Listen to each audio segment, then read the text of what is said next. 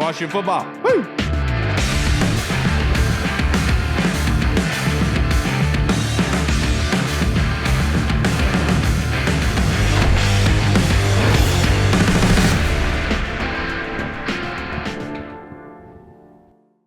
Holding up the market. Hello, everybody, and welcome to the Burgundy Zone. I am your host, Kyle, and I am joined by my two co-hosts, Michael Hall and Michael Reed. We are joined by a very special guest, returning guest, Wole. How you doing tonight, sir? Good, man. I was on last time. I can go like a sucker, so I wanted to make sure I was on this show and represented right. That's what I'm talking about, dude, and you just being here is representing right. The audio sounds crisp. Thank you. Goodness, talking about crisp. There is so much has happened over the past couple of days. You know, originally the free agency lingering period started on Monday, and it was very slow for Washington. Everyone was saying, let's go, let's get something going. It comes to find out they re-signed Dustin Hopkins. you would think that Twitter would erupt in riots. Let me get your opinion on that, Wole. Do you think that was a good decision by Ron Rivera and company to bring back Dustin Hopkins?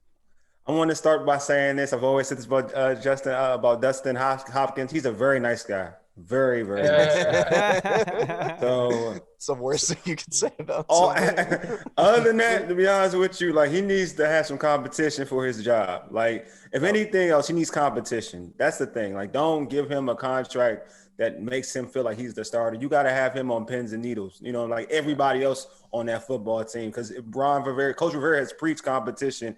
And Hopkins hasn't been the most consistent kicker in the league, or a consistent kicker for this Washington football team. So I was surprised that he got a contract extension. Yeah, and I'm not sure. What about you, Reed? Do you feel the same way as Wole?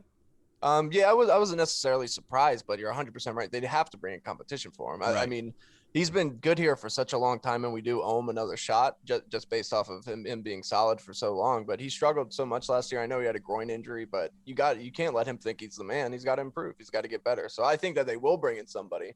At least I hope so. Yeah, and look, and I've said this many times, you know, everyone likes to talk about the missed field goals, the missed extra points, and I get it. But the fact is, the games with this defense should not be coming down to a field goal. The offense needs to be turning out more points. And look, even Harrison Butker, one of the best field goal kickers in the league, missed a lot of really crucial field goals last year, and he was signed to an extension. It happens. These kickers go through these kind of fluxes, and it happens in the league. And we talked about it before, how many times have we had kickers here that go on to have great careers in other teams? You know, Graham Gano, Kai Forbath for one. These guys, David Akers was another one and went to the Eagles and ended up being a Hall of Famer. That always happens. And so, look, as much as Dustin Hopkins has costed the Washington football team a lot of games, at the same time, he did make a lot of crucial field goals. Do you feel the same way, Hall? Yeah, no, I'm with y'all. I definitely think that he needs to have a little bit of competition come in. I mean, I do actually think it's going to happen. I mean, you look back to last season, Ron Rivera brought in somebody towards the end of the season to try to compete with him, to see if it was going to be his job to lose. He ended up beating the dude out and continuing his on with last season. So I wasn't really swayed either way, because I knew it was going to be some type of competition anyway. So at the end of the day, he either gets the job or he doesn't. So I'm cool either way if he makes the team or not. Yeah, and then the next surprising move was that Kevin Pierre-Lewis signed with the Houston Texans for a 2-year, $8 million deal. So he's getting $4 million per. That was big to me. You know, I heard Ron Rivera talk in his press conference early in the week saying he wanted to get a linebacker similar to KPL, if not KPL. And I know JP really harped on that by saying that if not KPL meant that most likely he wasn't going to be returning. And so, Wole, how big of a need is linebacker right now? I think it was already a need with him there. Right. Even in his position.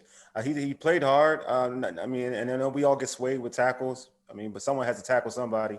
But I think they need more speed out of that position. A guy who, to me, he was more counteractive as a linebacker rather than proactive. So they need a guy who's going to really go balls to the wall and knock things out.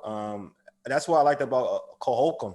He was a guy that, you know, it was balls to the wall. Regardless if he made mistakes, he made mistakes going hard going hard and trying to play on the other side of the football field. So I think, you know, this is an opportunity to bring in somebody else with more speed, have more speed in that linebacker position to help that defensive front, because I think you have speed with that defensive front. You can have a defense that we all think can be very special. And I feel like there are players in the draft, there's players in free agency that can be an upgrade from compared to Lewis. Yeah, and so Reed, let me ask you: is there somebody that you think that's out there that could be this version of KPL? Yeah, I really like Nicholas Morrow still. I think he's somebody who could come in there right away and play and do just as good, if not better, than what KPL did. And of course, you look to the draft. I'm very high on Jeremiah Owusu-Koramoah, and I still like Zaven Collins, even though I think Zaven Collins is more of a Sam linebacker. But I mean, obviously, if Micah Parsons fall, I mean, does anybody you really like? Wole said linebacker was a weakness before KPL left. So now that he's gone, you got to look at it twice as hard. You got to bring in some bodies. Yeah, and Josh Harvey Clemens is returning, who is that kind of hybrid linebacker, kind of a quick linebacker that could bring in there after opting out of last season because of COVID. So that's another name that a lot of people are talking about coming in and making an impact. But, Hall, do you have a lot of confidence in that? About what? Oh, what's the game coming back? My bad. I was reading something. Yeah, I mean, he's definitely a hybrid type of guy. He's the type of speed linebacker that you want. When he's gotten his opportunities in the past couple of seasons, he's kind of come in and made a couple plays here and there, kind of jumped out off the screen here and there. I kind of knew that KPL wasn't going to be back whenever Ron Rivera said, pretty much when you say I want to find a guy like that but younger, it's pretty much like we're going to find a younger you. So I definitely think that there's guys like Kyle Van Noy still out there. I know the Saints just cut Quan Alexander. He's coming off the Achilles, but if he's anywhere near the Quan Alexander from the Saints, take a flyer on him, see if he pans out. This would be his fourth team, though. Quan was with the Buccaneers, went to San Francisco, then went to the Saints. So this would be his fourth team. And generally, you know, when teams move on from you, there's a reason for that. Yeah, I mean, if I feel like he wasn't coming off the Achilles, he'd probably still be with the Saints. And also the Saints are so far over the cap, they got to kind of make a couple cuts here and there. And another guy is Denzel Perryman. So, I mean, there's definitely some guys out there that are solid linebackers that can come in. I know I've been saying from the get-go that we need to find Ron Rivera needs to find his kind of Luke Kuechly, like the captain of the defense, a guy that's going to be a stud in the middle. So if we can find him in the draft, I'm all for that. If it's a rental guy for a year or two, I'm all for that until we find that solid piece in the middle. Yeah, Jayon Brown from Tennessee. That's a guy, another linebacker that could possibly come in here. But like Reed said, Nicholas Moreau, he was an undrafted free agent in 2017. Jack Del Rio was a defensive coordinator for the Raiders when he came in. So, you know, Jack Del Rio saw something in this kid, and I feel like that's somebody that could come in right away and be in Jack Del Rio's system and be able to play right away without not at a high dollar. That being said, now the Patriots completely took away the first day or two of the NFL free agency period, their tampering period. They not only got Jonnu Smith, who, Hall, you were so high on getting, they also got Hunter Henry, Kendrick Bourne, and who was the other wide receiver they had taken? Aguilar. Nelson Aguilar from the Raiders. So, like, guys, let's talk about this. Do you think the Patriots were doing it the right way? I think it's interesting what the Patriots are doing because nobody expected Belichick to come out here like that and spend the money. But the reports are that they were planning on this, that they wanted to come out here and spend a lot of money.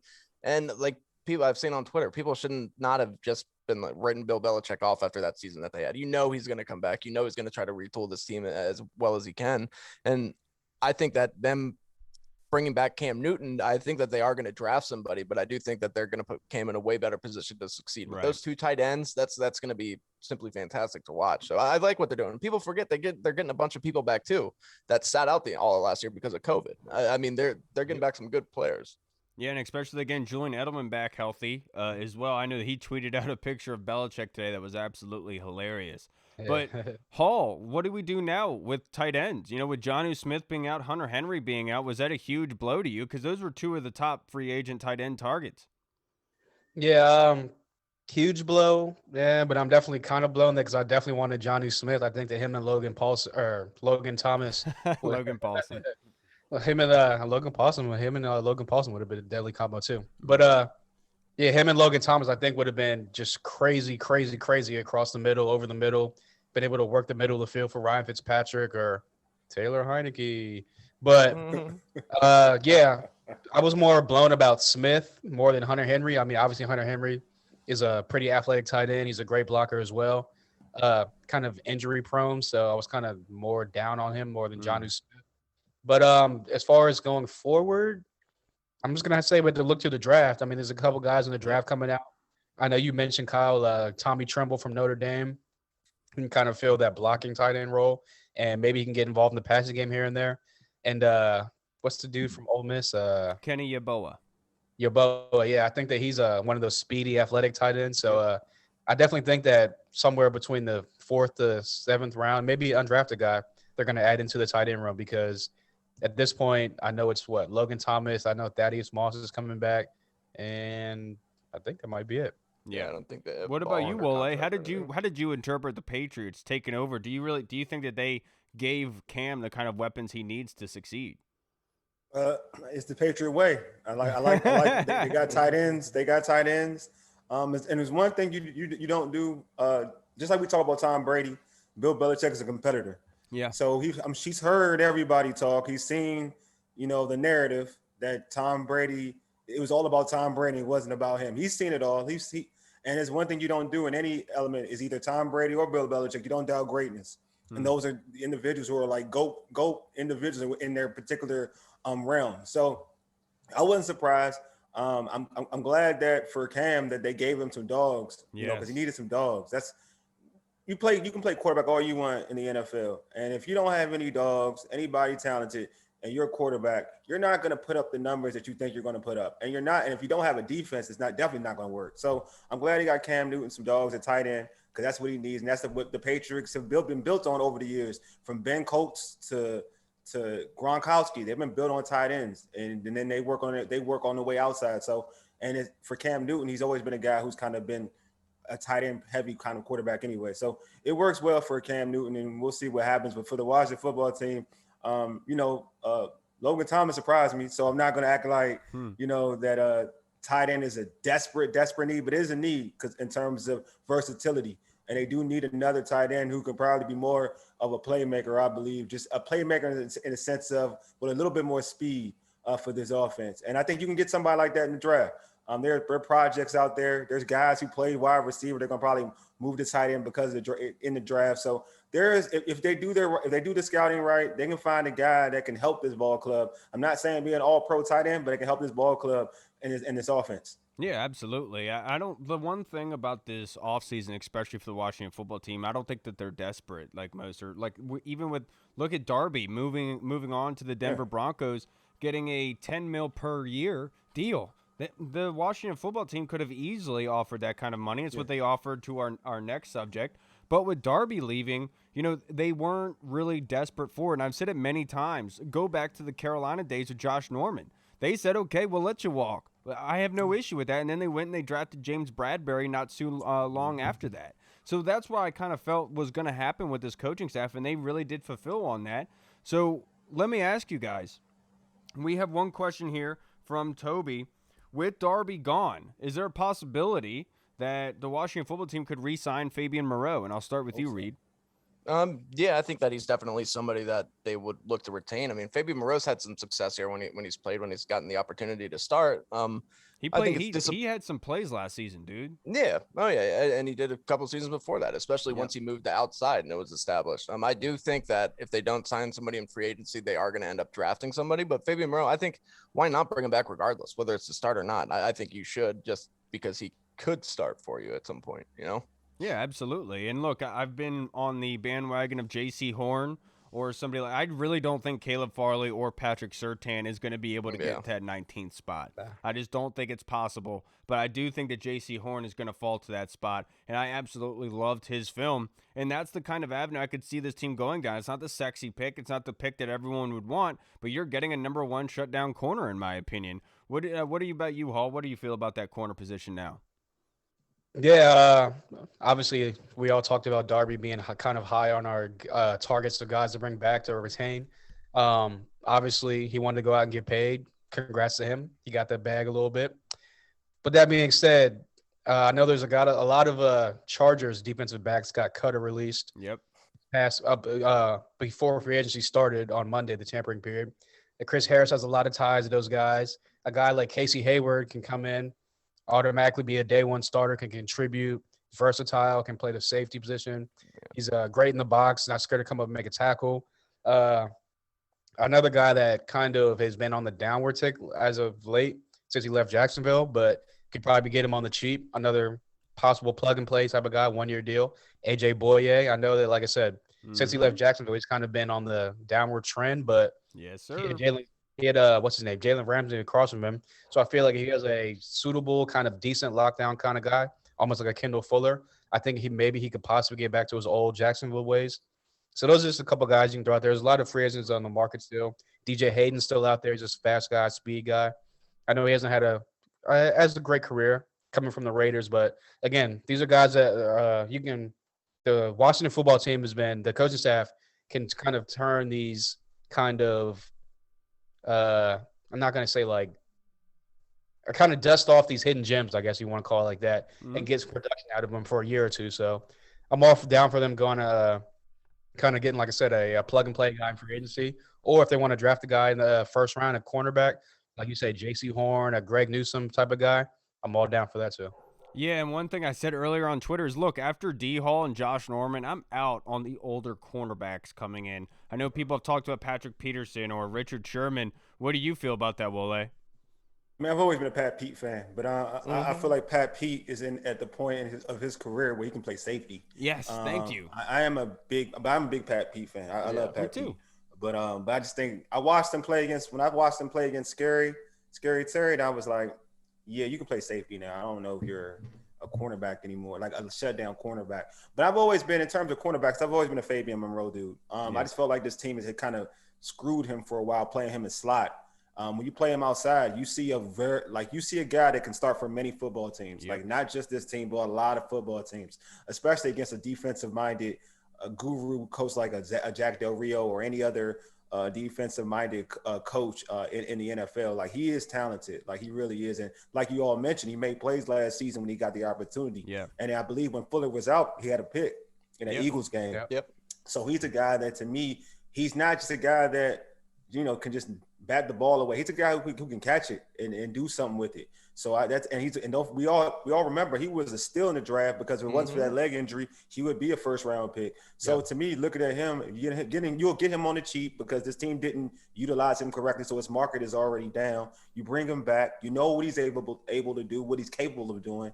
You can start him alongside of Fuller, and I think you got something special with Jimmy Morley on the inside. Sometimes we all get fixated with, this guy was starting on the other team. I've always felt like it's always cool to value your own, value what you brought to the table, value what you've built. And this kid was in this system and played with these dudes, so he has a chemistry with these individuals. Yeah, and no, I think this coaching staff is very smart in knowing that the front four being so disruptive as they are, it makes the cornerback it makes their job so much easier. So that's why they weren't hell-bent in going and retaining Darby, because they know they can slot somebody in and they'll look a lot better. One thing I said to Street Scores Rico on Twitter yesterday, and I said, what a crazy time this is. Because, back in the day, probably about 10 years ago, guys would sign here on big deals just to get paid. Where it seems like now guys are coming here for the cheap to get paid for other teams. And, for so long we talked about, why can't we get these guys? Why can't we get these lower-end guys and then get a lot for them out of production, meaning not money? And that's starting to finally happen. This tide is turning. I think it's absolutely crazy how fast this has really turned around. But let's get into the big ticket item here, guys. Last night, Washington decided to blow the league wide open by signing Ryan Fitzpatrick to a $10 million per 1-year deal. And he's going to slot right in. And it looks like he's going to – I know John Keim tweeted that he's going to have the higher-up chance in camp to start for the season. So – and one thing I want to go to Hall with this first, because we talked a lot about Jameis Winston being a possible starter here. I don't think there's any coincidence that as soon as Jameis signed with the Saints, they ended up rolling out that deal with Ryan Fitzpatrick. What was your immediate thought, Hall, with the Ryan Fitzpatrick signing? I thought, thank you, honestly, because I said maybe like a month or so ago that Ryan Fitzpatrick is a guy that can come in. He kind of has he's probably like a Taylor Heineke, but older, because he's been in the league for so long. He's a guy that's going to play with that moxie. He's going to run around, make plays. He's going to push the ball down the field. He's going to throw it in tight windows, kind of that gunslinger mentality. He's a guy that at every single team he's played for, all of his teammates love him. They're going to rally around him, kind of like Taylor Heineke in that playoff game. I also said, if you draft somebody, he's a perfect mentor, kind of like an Alex Smith type of guy who can give you a solid year quarterback, handing the reins over to the next guy, which pretty much he's been doing for the last, 4 or 5 seasons of his career. So, I love the move. Obviously, my first number one quarterback on the market was Jameis Winston. Like you said, it's kind of coincidental that as soon as Jameis Winston signed that 1-year deal, all of a sudden the reports come out of, oh, don't be surprised if Mitch Trubisky ends up in Washington or Ryan Fitzpatrick. So I'm definitely all aboard the Fitzpatrick train. I think that he can keep us afloat. And I heard, I want to say it was Albert Breer. Yeah, Albert Breer was on Great and Danny. I was listening to him earlier, and he pretty much was like comparing what we're doing now to what happened in Carolina back in 2013. I think he said that they were like 9-7, something like that, made the playoffs, but they had a lot of older players. They had to make a lot of roster turnover. 2014, they come out. They had a kind of down year, finished 7-8. 2007, 8, 7-8-1 is what they finished, and they won the division. And he kind of kept them afloat while rebuilding the team. A lot of roster turnover. I think he said other than Cam Newton, Thomas Davis, Luke Kuechly, like 80+% of the roster got turned over. But in that 2 years, all of a sudden he builds it back up in that 1.5 years. 2015, they go on the run, make a Super Bowl, 15-1. So I definitely think that this is like same kind of mold where he's gonna. My bad. He's gonna. There's someone walking up to my door. I'm trying to figure out who it was. Probably a burglar. Have you ever seen? I think it's seen that the movie same Home Alone? blueprint where he's not going to let them bottom out and become like a 3, 4, 5, 6 win team. Kind of get that criticism because he's seen how the local media is, how the fan base is after a year of being here. So I definitely think that he's going to, with Ryan Fitzpatrick, he's going to keep us afloat. And come 2022, I said it on Twitter, and I'm telling you right now, if this happens, I'm buying a lottery ticket because I'm a genius. They're going to try to go after Russell Wilson 2022. They're going to put the pieces around the team, build the offense up, build the defense up, get us in a winning kind of position, make it more attractive for a free agent quarterback to come through in 2022. Yeah, look, I'll tell you, my reaction was I was so happy to see Ryan Fitzpatrick being signed. Not because of Ryan Fitzpatrick and what he brings to the table. The fact that we weren't going to be talking about Mitchell Trubisky or Marcus Mariota possibly being in this offense, I was dreading that. I hated that idea. I did not like those guys at all. Mitchell Trubisky is terrible. The Bears just signed Andy Dalton today without even looking at Mitchell Trubisky. That's how bad he is. Look, I'm not going to say Andy Dalton's a bad quarterback, but he's not somebody that really raises the bar for you. You know what I mean? It doesn't really excite you. Right. Ryan Fitzpatrick, I said earlier, is like last night I said he's like the older brother of Kirk Cousins. You know, he's the gunslinger. He'll throw picks, but he'll get the ball downfield. He'll get the ball out of his hands. He'll make plays. He can escape the pocket. That's the kind of guy that he is. And so I think this kind of elevates the offense a little bit, and them being able to move the ball down the field more. Because last year, it wasn't until Taylor Heineke came into play that they were actually throwing downfield. All the defenses were cheating up, knowing that check down was coming. They couldn't push the ball. So now, with Logan Thomas especially, I know everyone keeps talking about Terry's going to have a great year with Ryan Fitzpatrick. Logan Thomas, being a jump ball kind of tight end, he is going to flourish under Ryan Fitzpatrick if he does win the job. I still think it's a competition. I think John Keim is correct. Ryan Fitzpatrick obviously has the leg up on the competition, but if Taylor Heineke looks like an all-star like he did against the Bucs, I think he could easily be the starter week 1. What do you think about that, Wole? I mean, one thing about Ryan Fitzpatrick, I love the signing. I was in a situation where to me it was like you, no Mitchell Trubisky. Yeah, I don't need that in my life. And for a guy that Ryan Fitzpatrick's a competitor. That's one thing I like about him. He competes.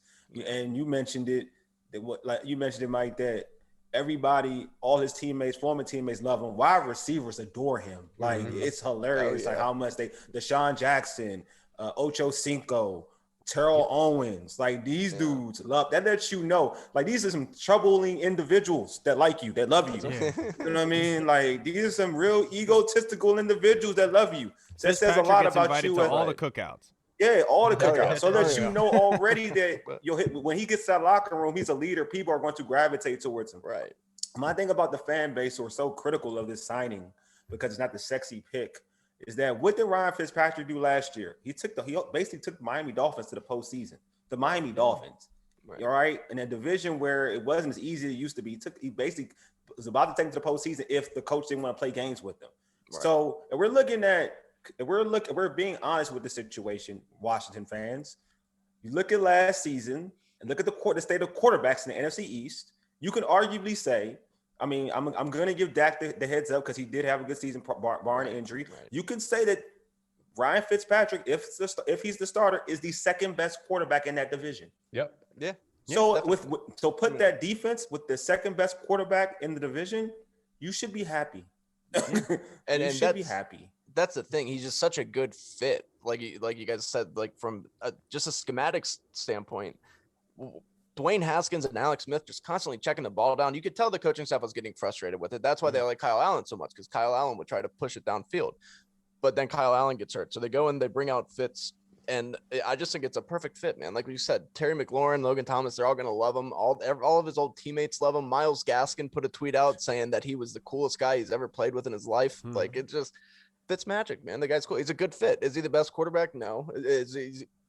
But he's respected, and he fits what we want to do this season. So I like it. I love it. And now we can shut up about quarterbacks. Yeah, look. It's funny because, like, it's funny. Now I was going to say real quick that, like, it's funny that, like, on Twitter, like, I've been going back and forth with people, like, literally, like, all day. That's been Washington Twitter for the past 2 days. Yeah.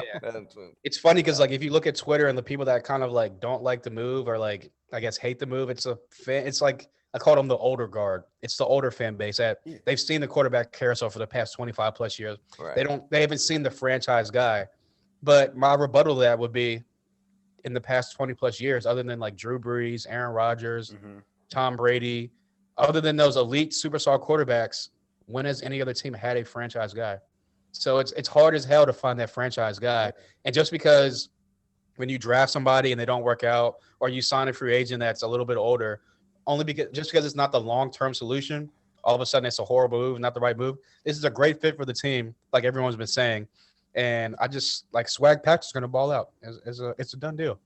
Yeah, look, I really like the move just for the aspect of being able to push the ball downfield. He's a gunslinger. And look, we saw a lot of turnovers with this team last year. But the difference was there wasn't that many touchdowns coming from it. This was one of the worst passing offenses in the league. Ryan Fitzpatrick is an upgrade in that kind of aspect. And Ryan Fitz is the kind of guy that plays through injuries. You know, he doesn't usually miss a lot of time. And when you're talking about Taylor Heineke and Kyle Allen there, who miss every time they start a football game, this is kind of a good recipe right here, in my opinion. Now, one of the talks of today was people saying, oh, this means that they can still trade up. I've said since they signed Heineke, the trade up is out of the question at 19. And the reason I say that is because it's a competition. And if you're trading up for somebody that's not going to start right away, in my opinion, that is a waste of a pick, especially for the Washington football team that still needs to build a sustainable product. You're talking about Ron Rivera, who played on the 85 Bears, who had Jim McMahon as their quarterback. You don't need the baller quarterback to be able to compete late. Obviously you do, but if you build a good enough team, that can really carry you. And in my opinion, that's what's happening. So, Reed, do you believe that trading up is still in the cards? No, I don't think so. I think that this gives them flexibility at this point with their first round pick. They don't need to feel the pressure. They can take somebody on day 2 and hopefully sit them for a year, because it's known that Fitzpatrick's only going to be here a year. He only signed a year contract, and they can sit, kind of let them develop. And Fitzpatrick's a very good mentor. Look at what he did with Tua last year, even when Tua came in and he was struggling, and he shouldn't have been benched, to be honest. But Fitzpatrick was still out there giving him advice, giving him pointers every play, going out trying to take him under his wing. So I think that they're not going to trade up. The only way that they take a quarterback in round 1 is if somebody falls to them that they really like a Trey Lance. Then maybe they'll be like, okay, well, we kind of have to take him. We can let him sit for a year, which Lance needs to do anyway. But you're right, Kyle. I don't think that they are really in a position with this team to waste a first-round pick on somebody who's not going to play next year. This team, if they want to compete for the division, they're going to have to take somebody like a wide receiver or a linebacker or a cornerback in round 1. So I don't think they can afford to trade up. Especially with KPL leaving, with Ronald Darby leaving, there is glaring needs on the defensive side of the ball. ball. They still need another receiver. Exactly. And so that's my point, is that now you're giving away assets to where there's guys deep in this drafted second and third round that you could really bring in to start for you. And it just doesn't make much sense to me. What do you feel about that, Wole? Do you still think trading up for a quarterback in this draft is in the realm of possibility? Never wanted to trade up for a quarterback. I was never that type of person. Only person I want to trade up for is Waddle. That's the only person I want to trade up for. I don't care about anybody else. Jalen Waddle is the only individual I'm trading up for. I stamped that already. I love That's it. seeing I don't care about everybody else. Everybody else is. I'm talking about feasibly trading up. Not no RG3 ridiculous trade up. I'm just talking about feasibly trading up is the only person I would trade up for. Like you all have stated, I think this team needs at 19. You can get a player that can help you. That's all that matters. You get a player that can help you, and you can use free agency. And they've used free agency in a way that's helped them in terms of filling roles and filling a need. So I think Fitzpatrick he fills a need. It's going to be funny that some of these same people who are complaining about Fitz are the same type of people who are going to cheer him at games. It's hilarious to me. Like he's your type of player, and you're booing him already. Right. And then when you're going to have to like eat crow because at a game you're going to cheer the hell out this dude. That's the funny thing about it. Yeah. And the same people who are saying that trading up is still in the realm of possibility were the ones telling us that Dwayne Haskins was a franchise quarterback. And it's just funny because you don't know what you're talking about, to be perfectly honest. I wish I had a shots fired. Shots fired. I was wrong and I'm cool with it. I was wrong and I'm cool with it. You were, Wole, because we talked early in the season last year, and I said, who's the best quarterback on the roster? And you said at that time it was Alex Smith, and you were 100% right. They won 5 games with him, more than any other quarterback on the roster. You hit that right on the head. There's other people out there who were saying, wait till he proves you guys wrong, blah, blah, blah, all this other crazy shit. And stuck with it for a while. Sometimes you gotta let that fight. You gotta let that fight go. I learned exactly right. Hey, look, after the whole RG3 Kirk thing, Kyle knows. I was dying on the RG3 hill. I would not accept Kirk into my life. I would not accept him. And finally one day I just gave up. And you know what? My life's been better ever since. Don't it feel good when you let it go? Man, it was like I was like you. I was with Griffin. I was like, Griffin, you the man, bro. Like you've been screwed. Then I watched them. I was like, you don't got it no more. You're just not good. It was like juice. You ain't got the juice no more. Once you let Kirk into your life, it's almost like a Mormon thing. It's like Kirk was just waiting at your door. He was waiting at your door all night, just waiting to let him in. That is absolutely hilarious. Wole, I can't thank you enough for joining us tonight, sir. You were great as always. I'm glad that we were able to get you back on so you could have your redemption. Even though last time you still sounded great. That was such a great episode. I don't think you needed it, but I really do appreciate you as always, brother. Make sure you guys go follow Wole, Urban Sports Scene. I know you have your own personal Twitter now. What is that? I was at Wole_USS. That's where I go. That's where I go wild, man. It's all the smoke. I'm trying to get at Joy Taylor. There's a lot I'm trying to do. I seen that. Wole, looking bad today. He was looking extra bad. Dude, every day is tweeting at Joy Taylor, and it's hilarious. I'm all for it, dude. Reach your dreams, Wole. Do it. You gotta aim high. You ain't aiming high. You ain't aiming right. Do it you for the culture. Shots you don't take. Absolutely. Wole, we'll catch you again, brother. All right, take care, y'all. All right, take it easy. As always, we are joined by the fantastic Wole. Goodness gracious, I love that guy. Wole. Yeah. Always brings the energy. I love it. Oh yeah, always bringing out the best in everybody. Yeah. Just like Ryan Fitzpatrick. Yeah, dude, but seriously though, these people are insane. I know. Look, I understand that if you have your franchise guy there, you should go get him. I 100% understand that, and I get that. My rebuttal is, why didn't they do that last year with the number 2 overall pick when they didn't have to trade up any assets at all? And one person said, well, there wasn't any quarterback. Well, Justin Herbert? You're going to tell me the scouting department didn't think that Justin Herbert was a franchise kind of quarterback? If Chase Young wasn't in that class, right. Tua and Justin Herbert were fantastic prospects that could have easily went number 2. Exactly. But the fact is my argument is obviously quarterback is not as high on their list as most what I was are saying. making it out to be. And so it's counterproductive to trade up this year when you still need holes to fill just to get your franchise guy who has literally slipped through 15, 14 picks. You know what I'm saying? So obviously there's something going on there, and this is a much different time than it was when Pat Mahomes was coming out. You know, for some reason, I don't know how Pat Mahomes was able to go under people's radar, but Pat Mahomes had a history at Texas Tech. It wasn't like Trey Lance, who was coming in after one year, one bad game, and is going to light the league on fire. I just don't find that to be the guy. NFL was in a transitional period back then where Pat Mahomes was coming from that air raid offense, and people didn't know how that would work out in the NFL. I was going to say that it was the air raid offense. He threw a lot of He had a lot of turnovers in college. He was really, really raw. I mean, the dude was throwing no-look passes, you know what I'm saying, in practice. So people were kind of like, is he just a gimmick guy? Like, he has all the arm talent in the world, but is he going to actually be actually pan out to be that kind of NFL-style quarterback? Like you said, coming from that air raid offense was kind of like no one's really panned out, or no one's really actually became an NFL starter based off of that. Exactly. Look, Andy Reid is Andy Reid knows his quarterbacks, man. Except for Kevin Cobb, he knows his quarterbacks. Yeah. And that's why I kind of like Ron Rivera, the whole thing where it's kind of like, we need to find our franchise guy. We need to find him. Ah! Well, he had Cam Newton for 9 years, so I think he knows what a franchise guy is. So if he doesn't see any of those guys in this draft to reach up and try to get them, then you should probably trust Ron Rivera because he's been around a franchise guy pretty much his whole career as a coach. Yeah. I just don't understand them giving up $10 million in cap space. That is very important to them right now because they do have to re-sign some of this defensive line. They're gonna have to re-sign Terry, and there's a lot to that. And Ben Standig came out with the report in the Athletic today that was I thought that was telling the truth and saying, be wary of signing a big free agent wide receiver because that could be a lot of money in the wide receiver position when Terry needs to re-up and get re-signed. And I think he's 100% correct with that. Yeah, definitely. And you really look at the market. There's a reason that wide receivers aren't really being signed as quickly as people thought that they would be so far this year. And I mean, Will Fuller is injury prone, and there's our guy. There we go. It's funny because I just read something on Twitter that an insider said that the Will Fuller is actually the one that's holding up the market right now because he's trying to get a huge deal. That's what I saw too. It's not everyone thought it was Kenny Galladay, but it's Will Fuller trying to get paid. And I don't understand that, man. Will Fuller irks me. Hey, but we're joined by another guest. We got guest-filled show tonight.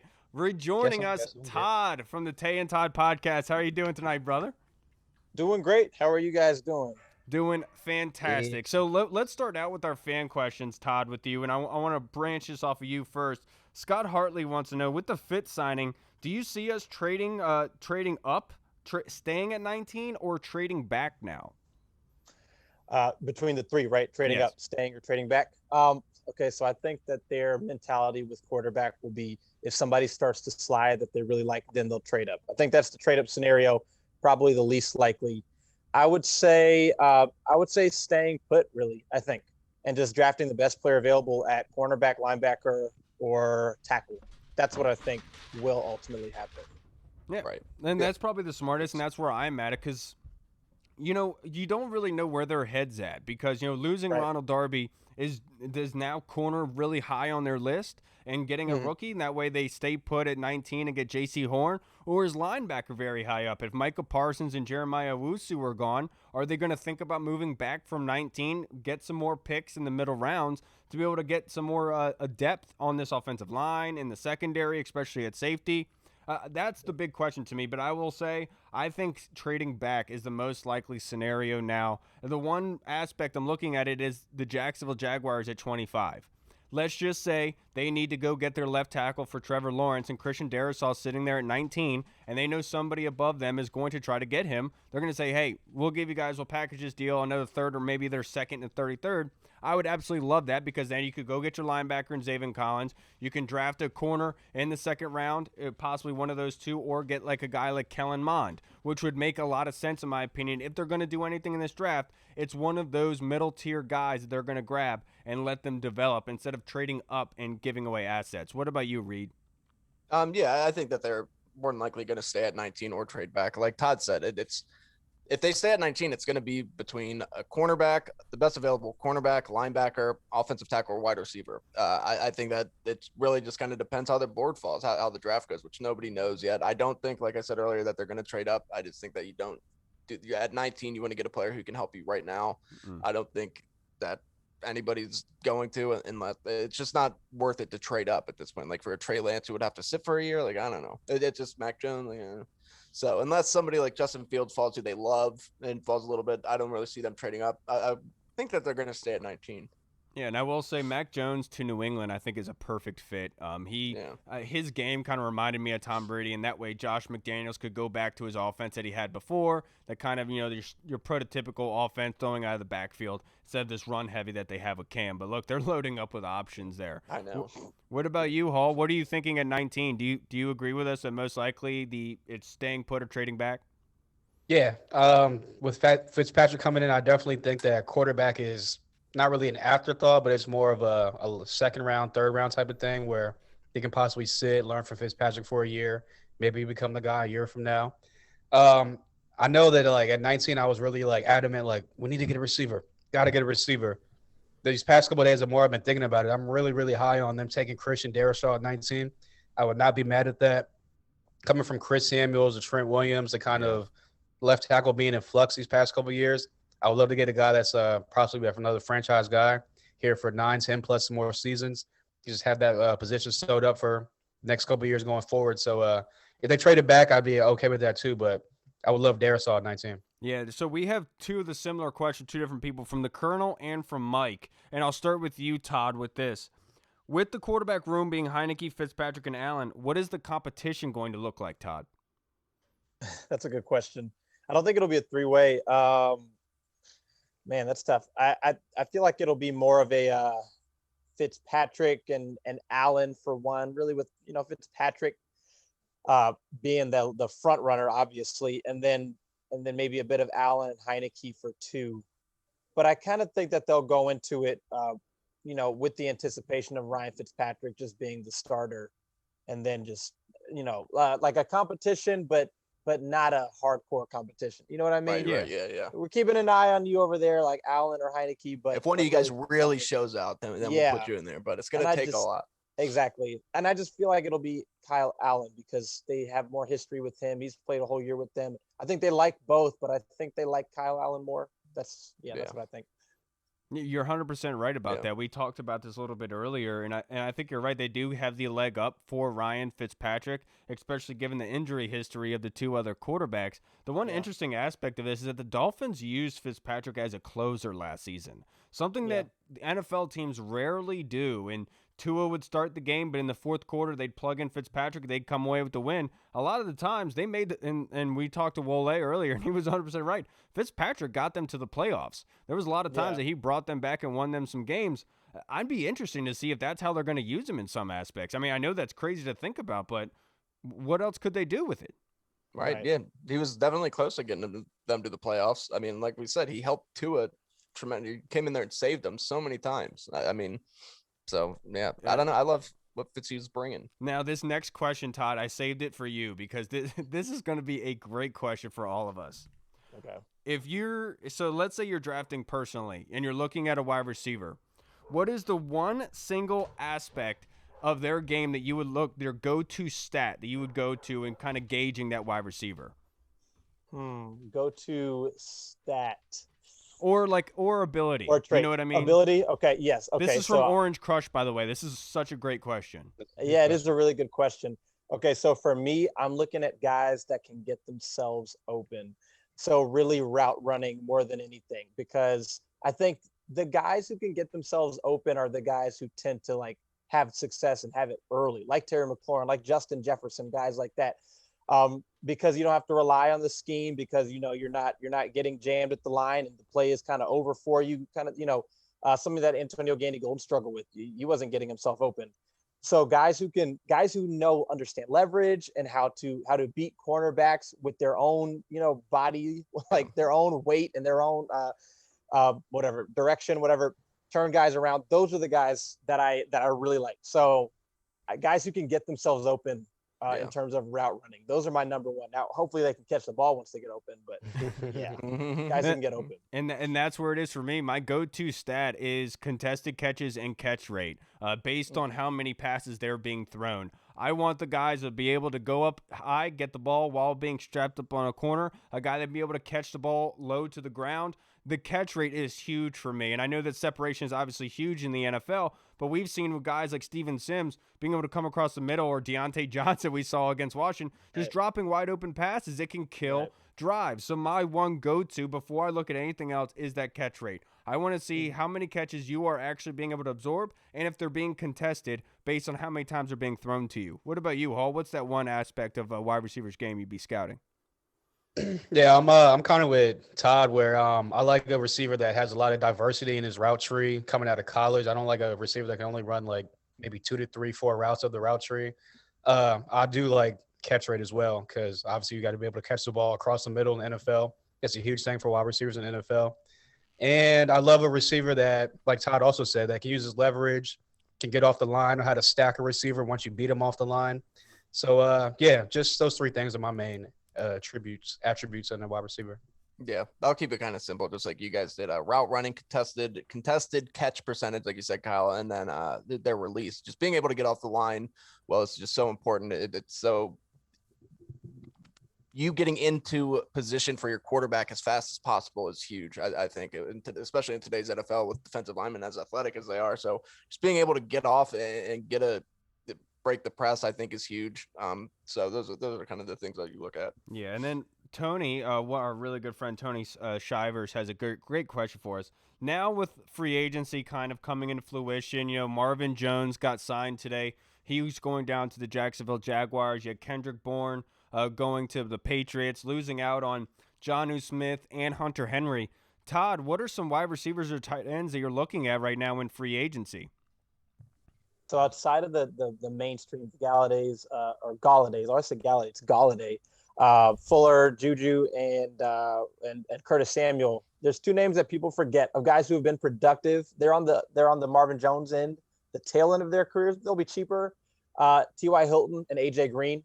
I'm not personally, like banging the table for them, but they are guys who can probably still do some good things. They'd be an improvement for sure. They'd be an improvement, and they, I think a veteran presence would be valuable in that room at this point. And it doesn't need to be a 30-year-old veteran presence, but if it has to be. So A.J. Green and T.Y. Hilton are two guys that can come in, I think, and immediately do something for you. And then at tight end, Gerald Everett, I think, and John kind of said something about it too, but he offers that kind of vertical threat. He's not as dynamic, I don't think, as Jonnu Smith, but he would allow you to get into more two tight end sets, and do some things over the middle. And then with the ball in his hands, he's better probably than Logan Thomas. He's just faster, has better feet than Logan Thomas with the ball in his hand. So at tight end, Gerald Everett, at wide receiver, A.J. Green and T.Y. Hilton. Now, refresh my memory. Where did Corey Davis sign? Say it again, sorry. Where did Corey Davis sign?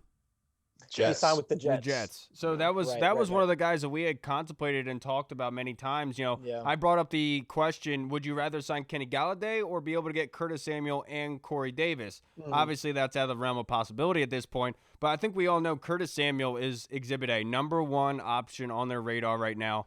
But I think Mark Bullock brought up a great point last night on Twitter when talking about Galladay, because he's the kind of perfect wide receiver for Fitz. Fitz is the kind of guy that just loves to throw it up in the air. That's true. Yes. For the wide receivers, Devontae Parker absolutely loved it. There's Mike been numerous Evans, exactly. That's Chris what Godwin. kind of Fitzy does, and that was a refresher to me. Like, oh, maybe Galladay would be in their radar, but still, to me personally, speed kills. It's Curtis Samuels to me, and one guy that's completely off the radar completely for everyone else is Isaiah Ford, former Virginia Tech wide receiver. He could be plucked in for very, very cheap money, like vet minimum, and he could also return kicks for you as well. But he offers speed. He's a great catch guy. So, Hall, what about with you? Are you going to go with Galladay right now over Curtis Samuel, or are you still on the Curtis Samuel train?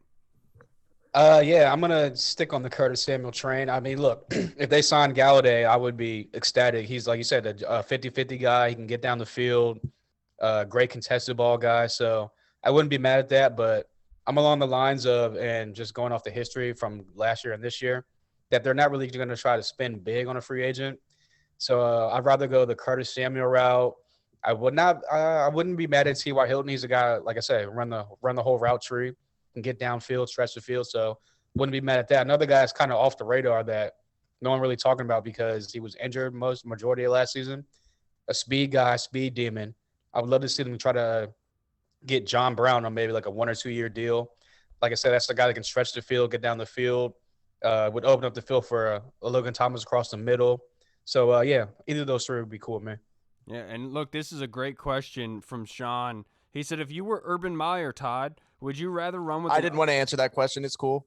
I figured that you would probably just say the same thing because there's not that many – I was just going to throw out two names. Right, just instead of those guys. Keelan Cole, Josh Reynolds. Those are two guys that you could possibly look at. Josh Reynolds is a big receiver. Keelan Cole, somebody who could play on the inside and the slot. Go ahead. No, that's a great. Hey, that's great ones, dude. It really is. But he wanted to know, Todd, if you were Urban Meyer, would you run with an unknown at the NFL level and Trevor Lawrence, or would you trade for Deshaun Watson with all the draft capital? I would take Trevor Lawrence for a few reasons. One, because you look at Trevor Lawrence, and the question is not will he be good? It's just how good will he be, right? Is he going to be Andrew Luck, which was very good to me, or is he going to be Peyton Manning?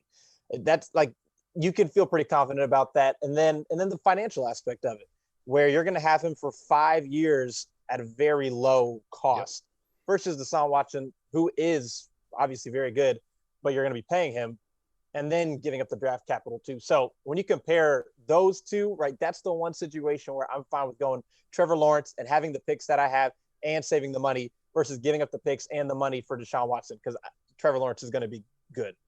Yeah, absolutely. Yeah. I'm right there with you. I would absolutely go with Trevor Lawrence at this point because, the future is unknown at that point. Yeah. With Deshaun Watson giving away all those draft picks in order to get him, you'd be sacrificing a lot of assets, a lot of ability to build up that team after they had to rip it all down. After building a great defense, they had to rip it all down and get back to square one. It wouldn't make any sense to do that just to bring in Deshaun Watson, be putting him in the same exact situation that he was in Houston. So I think you're absolutely right with Trevor Lawrence. Build that team around Trevor and make sure it's catered to his strengths. Do you got anything to add, Hall or Reed?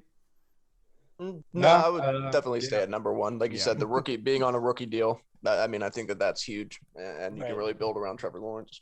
Yeah, and like you said, I'm more of the guy that goes with the known more than the unknown, unless you're one of those transcendent type of guys like a Trevor Lawrence.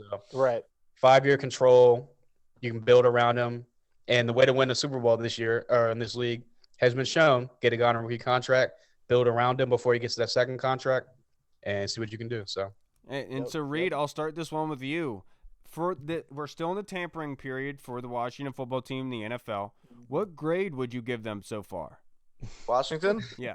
I mean, this is tough. I mean, you got a quarterback, but the rest of Washington football Twitter, to the rest of them, it's either the wrong quarterback or they haven't done enough yet.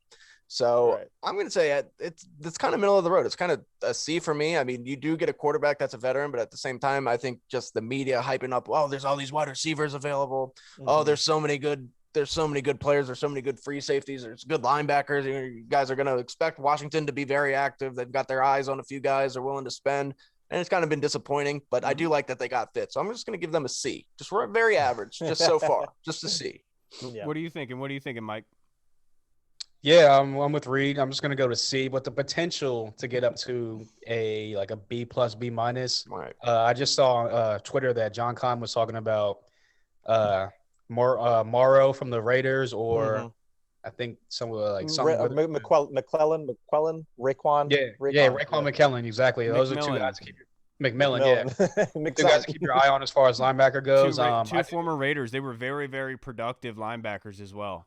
Yeah. So, if they can get a linebacker for the cheap, get a guy like Curtis Samuels or one of these top, not really top tier, but like mid-level to top tier wide receivers, then I will boost it from a C to like a B. Yeah, I think that the draft grade is going to change by Thursday's episode, without a doubt, in my opinion. Yeah. But you brought up two great linebacker names I really like. But another guy is Tyus Bowser, a former Baltimore linebacker. He was predominantly used as a pass rusher, but last year he had 3 interceptions. And going back to college, he was actually a very good cover linebacker. With losing Ryan Kerrigan and Ryan Anderson, Pretty sure Tyus Bowser re-signed with the Ravens. Did he? Last I saw that he's an unrestricted free agent. He re-signed with the Ravens. When was that today? Yeah, 4 years, 22 Damn it, mil. I missed that. Yeah. I wanted him. Dude, that was a good Because I remember looking at him and being like, damn it. Yeah, Oh, I man, thought that was a really good aspect. I know. Yeah. So just forget exactly what I said. Sorry, my son had surgery today, so I wasn't able to actually watch it all go down. Yeah. But for me personally, I'll give them a B, because they didn't go overpay for guys. They didn't go over just to get a number 2 tight end. They didn't try to outbid the Patriots. They've been consistent. They haven't been desperate. And I think that's one thing that Ron is really stressing to everybody is there's no reason to flip out here. We have a great team being built, and we're going to get the pieces in place just like they did last offseason. Everyone cried all last offseason, you're not giving enough weapons to Dwayne. This offensive line sucks. This team is not that good, blah, blah, blah. Look what happens. They go and they make the playoffs. I think Ron's doing it the right way. I'll give them a B so far. They're doing it the right way. They're getting a veteran quarterback that come in and compete with Taylor Heineke and Kyle Allen, and then we'll have a consistent quarterback play for the year, in my personal opinion. So B thus far. They let Ronald Darby go. They didn't overpay him either. I think that's the right avenue to go down. What about you, Todd? Yeah, I was thinking C at first, but I'll say B because honestly, if they had done what the Patriots had done, I'd probably be more inclined to give them like an F. Right. Just because, Right. Just throwing money out like that. Yeah, exactly. Because it's about signing the right guys, and they're going to sign people. So we know Right. they're going to. It's just a matter of when, not if. And also, I mean, when you think about it, just I don't know. It's like the draft. It's like everyone you signed is not going to work out. So it's Right. it's tough to say what a really bad signing would be, and it's also tough to say what a really bad non-signing would be. Right. So I'm fine with the B because I like that they are, they're playing it in the way that that I want them to play it. Right. Wait for the guys who are, Yeah, and I mean, like you said, not every free agent signing works out. Especially the ones that are expected to. And look at what they did last year. Everybody was so mad all offseason because they sat tight and they took guys that they wanted. Yeah, I was too. We were all upset. Everybody. Who's this guy, Logan Thomas? Right. Yeah. You want him to sign. We're like, not Austin Hooper. Come on. Yeah. Amari didn't come here. Not But Ebron. What the people that we signed ended up playing very well. So I mean, they know what they're doing. I trust Ron right now. Right. Hey, now let's move on to the draft, and we're going to have our NFL draft prospect breakdown. So first, I'll start with Hall. Hall, who are you looking and highlighting tonight? Yeah, I was gonna do another wide receiver just because I want them to draft a wide receiver so bad. But after they let Ronald Darby walk, I was like, you know what? I'm gonna go cornerback. So I picked Greg Newsome the second, cornerback from Northwestern Junior. He's 6'1", 190 pounds. In the 2020 season, he emerged, or 2018-2019 season, he emerged as one of those draft sleepers. It was kind of on people's radar, and became a legit prospect last season. Had some pretty nice tape, pretty nice games. He has nice size and nice feel and coverage. He's feisty. He competes for contested passes. He's a great defending passes when they're in the air. He can flip his hips pretty quickly, which NFL you need kind of quick hips. We have a lot of twitchy fast guys in the NFL. He's instinctive on defense. He's great at locating the ball. So I know a lot of people were kind of down on Ronald Darby because he didn't get a lot of picks last year, but he was really great at locating the ball in the air and deflecting the pass, and that's something that Greg Newsome excels at. Some of his negatives are injury concern. He was an injury plague last year. He only played about 6 games, maybe less than 6 games, something like that. He was in and out of the lineup all season. He's great in press man, so I definitely think that he can come here and do some great things. He's pretty good in zone coverage as well. He has average speed, which is not that good of a thing in the NFL nowadays with all these fast, speedy wide receivers. But on the plus side, hold on, my bad, I lost my slide. But on the plus side, he's a twitchy athlete. He has great range. He has recovery speed, so if he does get beat deep, he has great recovery speed. He can kind of make the play, make the tackle if need be. He's a late day one, maybe a possibly day 2 type of guy. So look for him to be on the Washington radar possibly. Yeah, and that would make a lot of sense if they decided to trade back and take a linebacker with the first pick, and then they have an early second rounder maybe out of that. They go and get Greg Newsome after missing out on J.C. Horn. It's a really good one with Greg Newsome. I know that he's been picking up a lot of track recently. Mine is Tevin Jenkins, the right tackle from Oklahoma State. This dude is an absolute bulldozer sitting at 6'6", 320. I'm telling you right now, it's not fun to watch offensive lineman tape. It's very boring seeing pass sets. This dude is so much fun to watch. Almost every single block, he is throwing a guy to a turf. He's either laying on top of him or he's running him off to the sideline into the bench. It's absolutely beautiful to watch. He can play at left tackle or right tackle. He is a monster. You're talking like Brandon Sheriff. If everyone remembers Brandon Sheriff's highlights coming out of college, it was just him mauling dudes. That's Tevin Jenkins, in my opinion. He's also a senior, so he has got a lot of time under his belt. I would absolutely love to see him get plugged into his lineup if something happens with Brandon Sheriff and Morgan Moses. I think this kid is a plug-and-play immediately. I'm telling you, if you want to have some fun watching offensive line tape, go look up Tevin Jenkins from OSU. The dude is a lot of fun to watch. Who's your prospect tonight, Todd? Yeah, so I'm gonna take over that wide receiver spot for you then, Hall. Just because I think they are going to draft somebody in the 3rd or something. So it depends on what type of player they want, but I'm gonna go with somebody who would kind of fit some of what they do on offense. That's Tutu Atwell from Louisville. Did that on Tuesday. So really 5'9", 165 pounds. So he's That's like crazy. Tiny, but he ran what? There's a report that he ran a 4.27. That he's got 4.2 speed. And the reason why I see him as a fit is because we see now how much pre-snap motion there is, the jet action, the end-around action, all of that, the bubble screens. That's what he did at Louisville. Like, that was his game, and that was good and bad. It was good because that's in the NFL now a lot. Washington does it a lot. So you bring him in, he becomes your gadget guy in that sense. So that's the good part. The bad part is he didn't really get the opportunity to learn how to run a full route tree. And so that's something he has to learn. That's something you hope he can learn. But if he can learn with that speed, or sit next to Terry McLaurin and learn how to run all those routes, he's a threat. But while he's learning how to do all that, when he's running the jet action and you're pitching in the ball, you're giving it to him on a bubble screen, on an end around, or you're sitting him on a fade route or a fly route, he's going to win downfield. He's going to win with his speed. So he's a guy that I like if they're going that route, the smaller, twitchy, gadget, slot kind of guy. The concerns would be just consistency catching the football. He needs to be more consistent with that, and then just needs to develop his full route tree, at least some of a full route tree.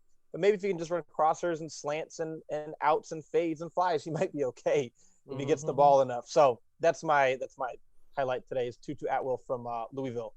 Yeah, one thing with Tyreek Hill didn't run a full route tree when he came into the league, but Andy Reid was smart enough to be able to get him out into space alone, and that's what you can kind of do with Tutu Atwell. So that's a really, really good one. Dude, it just seems like there's playmakers all in this draft, littered all over that you can plug in anywhere. Reid, who are you highlighting tonight? I'm going to highlight a day 2 offensive tackle. I love Tevin Jenkins. Tevin Jenkins is phenomenal. The one thing about Tevin Jenkins, I will say, is him and Rashawn Slater both look like such nerds. And this guy doesn't look like a nerd. Just because they wear glasses. That's stereotypical. I don't care. Stereotypes are it's not a stereotype if it's always true. Yeah, if it's always true, it's not a stereotype. Tevin Jenkins doesn't play like a nerd, I'll tell you that. No, he doesn't. He's a man. But I'm going to go with James Hudson III, offensive tackle out of Cincinnati. He's somebody who could definitely go on day 2. He's a 6'4" and 3/8", 302 pounds. He's very raw in the fact that he was scouted as a defensive end / defensive tackle. So coming out of high school, he went to Michigan. He was a 4-star recruit. They converted him to the offensive line. He stayed at Michigan for 4 years, but then transferred to Cincinnati after not getting much playing time. This past year was his first year as a starter. He played phenomenal. He's got a very nice stout base. He's very powerful, especially in the run game. And he can get to the second level. He has the athleticism to possibly be a left tackle in the NFL, though I see him more as a right tackle. From his negatives, he's still a little bit stiff. So a lot of speed rushers had some success against him, which is kind of scary in today's NFL. You don't really want that on your blind side. And then one bad part of him, which is just ridiculous, was that he had a terrible penalty against Georgia in their bowl game this past year. I mean, it was like one of the worst targeting penalties I've ever seen in my life. It was against he hit Tyson Campbell in the second quarter when Tyson Campbell is literally standing out of bounds, and he just comes up way after the whistle and just levels up like dirty, very dirty. So that's something that's just like, dude, you got to be smarter than that. But I could see him possibly coming in and being like an Eric Fisher. Like if Eric Fisher wasn't drafted first overall and was picked on day 2 of the draft, I think his career so far would be considered a success. I could see James Hudson possibly being something like that. Who knows, but he's someone who I like to look for in the later rounds or in the mid round of the draft. Yeah, that was a good wrap up as always. I'm sorry, Todd. I should have told you that we did Tutu Atwell. I just figured there's over 200 prospects, you would think that it would be all way off, but of course, your great minds think alike, It's all good. It's all good. Just reinforce it. Absolutely. Exactly. Right. All right, everybody. Well, thank you so much for joining us for this episode. We really appreciated being able to talk about Ryan Fitzpatrick coming to the Washington football team and what that possibly means for the Washington football team. All right, everybody. Todd, especially, I can't thank you enough. If you guys haven't already, go follow Tay and Todd's podcast, not only on Twitter, but their YouTube channel. His video breakdowns that he does are so well done. Make sure you do that. And probably one of the best, I would say, analysts of Washington Twitter, because you're actually realistic. Right. I appreciate that. I try to be. Thanks for having me on, guys. Thanks so much. It's always great coming on here. Love the energy, and I feel like I'm not bragging on myself, but I feel like I fit in. So there's definitely some similarities between us for sure. Yeah. I love it. Absolutely. You fit in just like OJ in a glove. All right, everybody. Jesus, Kyle. I'm Kyle. Come on. What, you're the only one that can come out with weird jokes? I'm the only one who can come out with OJ jokes. All right, yeah, that's true. That's a good point. I'm just kidding. OJ. No, I'm just kidding. I like it. All right, everybody. I'm Kyle. Paul. I'm OJ Simpson, and murder is legal in California. I'm just kidding. I'm Mike. Oh, that's terrible. All right, everybody. We'll see you on Thursday. Make sure you check us out then. Good luck. Hopefully we get Curtis Samuel Washington football. Hey, speaking of that, I was just reading something that Curtis Samuel's like girlfriend and her family are from the DMV, so that's like they're like, oh, he's gonna come here. Give her what she wants. Hey, yeah. Right. Hey, Yeah. There you go. Hit her in the DMs, Hall. Hey, real fast. I wish she was. I would. Bills Cut off just her signed Samuel's Emmanuel check. Sanders, so that's somebody else off the. The Bills got Emmanuel Yeah, Sanders. the That's Bills good. got Emmanuel Sanders. Yeah. All right, it's going to be a hectic next couple days, guys. We'll see you on Thursday. Washington football. Hey! What's up, everybody? It's your man Kyle from the Burgundy Zone. I hope you enjoyed the last video as much as we did. If you like what you saw, please like the video by clicking the thumbs up symbol and subscribe to the channel. It really helps us continuing to do what we do and making great content for y'all. If you want to stay up to date on new episodes, make sure you click on the notification bell, and I'll see you guys next time.